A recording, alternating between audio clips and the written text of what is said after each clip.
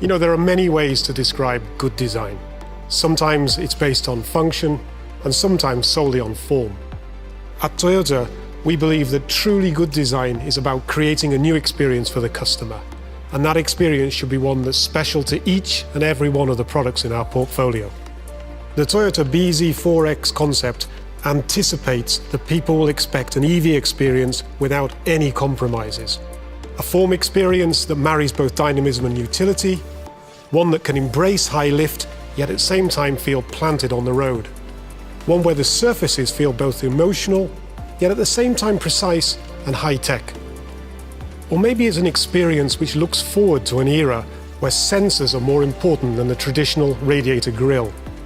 Where the combination of those sensors, the headlights, and aerodynamic elements into a hammerhead-type form give the vehicle a whole new attitude and presence. You know, people's priorities are changing.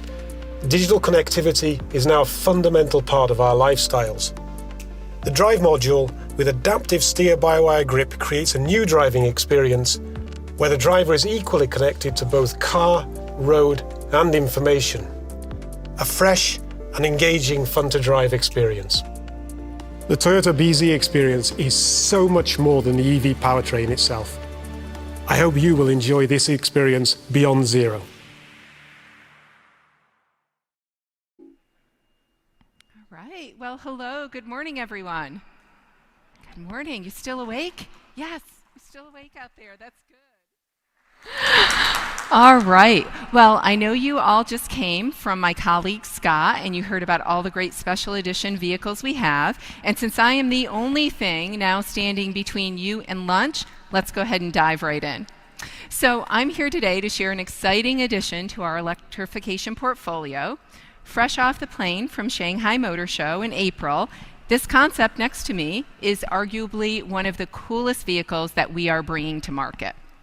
Under the new moniker BZ, which stands for Beyond Zero, the battery electric Toyota BZ4X represents our commitment to carbon neutrality and our goal to expand our global electrified vehicle portfolio. All that, and it's a real head turner too. The styling is as bold as the vehicle itself, and it has an aggressive stance achieved with that hammerhead front styling. Built on the all-new eTNGA BEV dedicated platform, this concept looks authentically Toyota. And when you combine that with all-wheel drive capabilities, you get an exhilarating yet comfortable driving experience that is like no other. Now, this high-tech, edgy styling extends to the interior also, with premium finishes resulting in a distinctive look. With every detail purposely engineered, it offers a driver-centric feel that makes you feel like you are part of the car, one with the car. The low-set instrument panel and precision-placed MID screen expands the vehicle's sense of space, while also increasing the driver's visibility and connection to vital information. Now, this concept will soon become a reality with worldwide sales that begin in mid-2022. It's roughly the size of a RAV4 with versatility to stand apart from the rest. And it will be well positioned in the sweet spot of the market. And the best part is, of course, it's a Toyota with the legendary quality, durability, and reliability that our customers have come to expect from us. This concept represents our philosophy that technology should contribute to people's happiness and health. And we can't wait to share more U.S. product details this fall. And with that, I'd be happy to take any questions that you have. I think we have a microphone coming to you. Lisa, a couple of quick questions. First of all, can you talk about the role that you hope as a company solid-state batteries will play? I know it's been mentioned in previous news conferences and releases, and it seems like Toyota is really anxious to find those as the breakthrough for battery. Secondly, with competitors, almost every competitor ramping up their plans very quickly. Ford has gone, now they're estimating 40% EV by 2030. How well positioned are you if the market shifts to take that 15% and bring it up higher? Sure. Okay, so your first question on batteries, I'm not the subject matter expert in batteries, but there are exciting developments in solid-state batteries, and also our partnership that we announced with Panasonic. This was back in 2019 for prismatic batteries, so we can definitely get you someone who can speak to more detail on our battery strategy. In terms of ramping up, we feel we are well prepared to shift wherever the market goes, and that really goes back to the fact that we have this portfolio approach. So it's not just BEVs that we have as part of our offering, but when you think about electrified vehicles, it's the hydrogen fuel cell, it's hybrids, it's plug-in hybrid vehicles. So we are well positioned with this portfolio approach to go where the market takes us, and we will follow the lead from our consumers. Hi, Larry. Years ago, Chris Reynolds told me, or talked to me about how Tesla had really dug into Prius. The early adopters on Prius went to Tesla when it came out. Who buys this vehicle? Who's your target buyer? Is it somebody? Is it a Toyota buyer coming back, or is it coming back from Tesla, or are you coming in from elsewhere, from other automakers? And number two, what's the strategy on pricing? You don't have to tell me what the pricing is, but I want to know what the strategy is in terms of the marketplace. Where is Toyota going to position itself? Sure. Well, your first question in terms of where we think the buyer's coming from, we actually think there's going to be appeal across existing Toyota buyers and perhaps those that have left us or have gone to other BEVs. As I said, when you factor the vehicle itself, the all-wheel drive capability, we think there's a lot there that will give us an advantage. So we'll talk a little bit more about specific buyer segments when we get later in this year and we have the production version and more of the marketing strategy. We have to have a little something for you to come back to us on. So we'll have those details at that time. And then in terms of pricing, where it's going to be in the marketplace, that will come later as well. But we know in this small SUV segment where the sweet spot is. We're going to be competitive, and our pricing will reflect that. I'm sorry.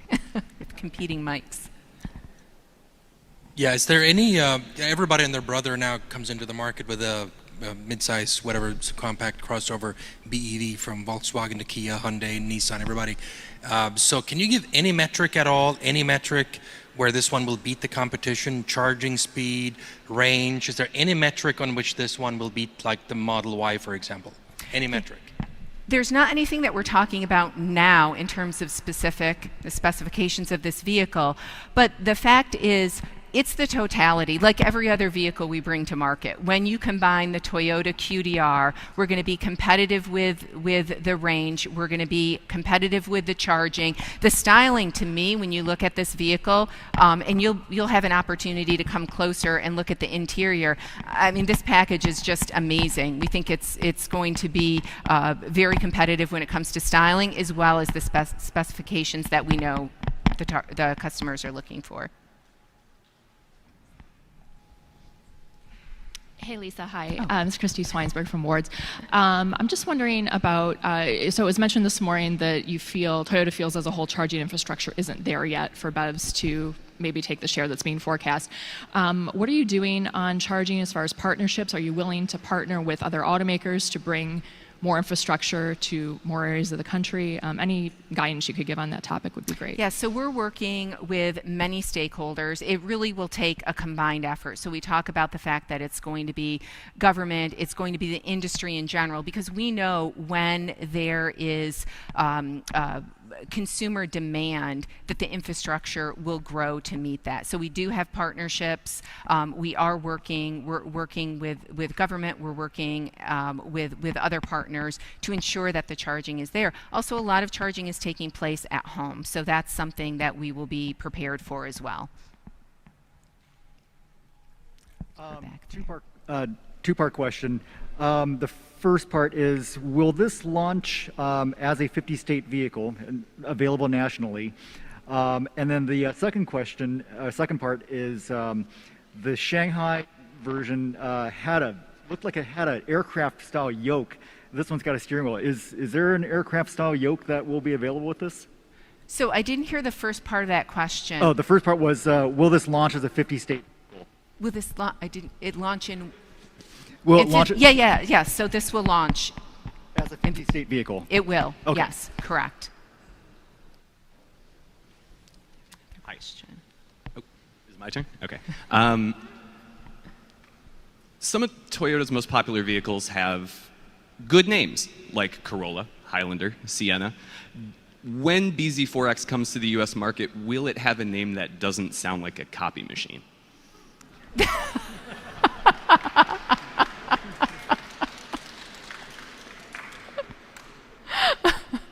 What- It doesn't roll off the tongue necessarily. You know, like all names, the more you live with it, the more you say it, the more you love it. I personally like the name. I think BZ is a really great way for us to convey under that Beyond Zero sub-brand what this vehicle is all about. So I don't know if that exactly answers your question, but I will check back with you because it will roll off the tongue, I promise. All right. I'm going to actually follow up with that. You talk about the Beyond Zero sub-brand. What does it mean, Beyond Zero emissions? Sure. So that name really does, we believe, go to the heart of our commitment, which is carbon neutrality. And so Beyond Zero is a great way for us to convey to consumers who are still trying, many are still trying to figure out this electrification game. So as you can imagine, we live and breathe this every single day. So we understand the differences between BEVs, between hybrid vehicles, between plug-in hybrid vehicles. And BZ is something that's going to be our shorthand for that Beyond Zero and our BEV, our all-electric lineup. So you've touched on, the company has touched on the Prius twice, once with the special edition, you mentioned it briefly. Where is the Prius in your long-term plans? We've seen it scale back, sales are way down, we've seen people leave to other manufacturers, particularly EVs. Where does it go in the future? That's number one. And the most important question, how do you spell Prii? That's great. So I'm going to start with the funny one first because Prii is P-R-I-I. And that is, I believe we actually did a poll because there was so much debate in the marketplace about the plural of Prius. So that settles it once and for all. But anyway. So we do see Prius as having a role in our lineup. We think that when you look at that buyer, you look at what they want out of the vehicle, we see it being a real key part of our hybrid strategy going forward. That along, again, with that portfolio approach, multiple hybrids in our lineup, as well as plug-in hybrid vehicles. And we have committed by the year 2025 to have electrified versions of all the vehicles in our lineup. So there will be choice out there, absolutely, to meet all the buyer needs. People flagging me down. A lot of people really like the RAV4 Prime. The biggest criticism I've heard is that nobody can get one because there are so few of them out there. What's the plan for ramping up production for 2021 or 2022? Sure. Any numbers? Yeah, well, we don't talk about our future production, as you probably know, but we understand there's great demand for that vehicle. We're excited and encouraged by it. We actually think it's a further proof point with the electrification strategy, so we are looking into how we can meet that demand. And now we have constraints on many of our vehicles, so that will be something that we look to solve for the remainder of this year and actually into next year as well. And my question leads on from that.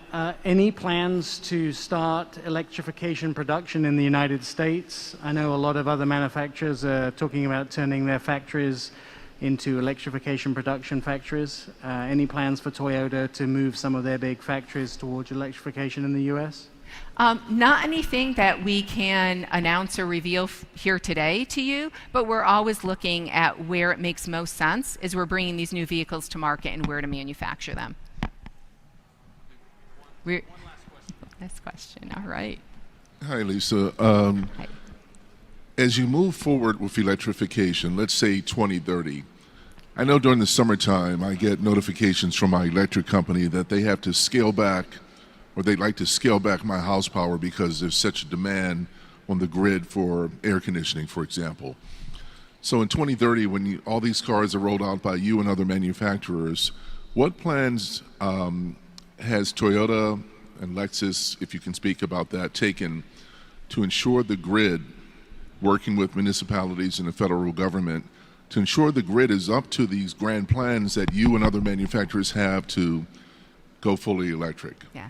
It's a great question. You heard Chris Reynolds speak to it earlier today, which is when you put all these vehicles into the marketplace, especially the battery electric vehicles, the infrastructure needs to be there. And it isn't quite there yet. And it's the reason why we're taking this portfolio approach. Because in that interim period, the hybrids that don't need to be plugged in, that's a great solution. So it gets us closer to that carbon neutrality while still recognizing some of the challenges that exist. It doesn't mean that we're not committed to BEV, but certainly issues that we need to solve. And again, it's working with the stakeholders. It's going to be concerted effort. It's going to involve the entire industry. It's going to involve government organizations in order to make sure that that infrastructure is there. And it needs to be there if the cars are in the market.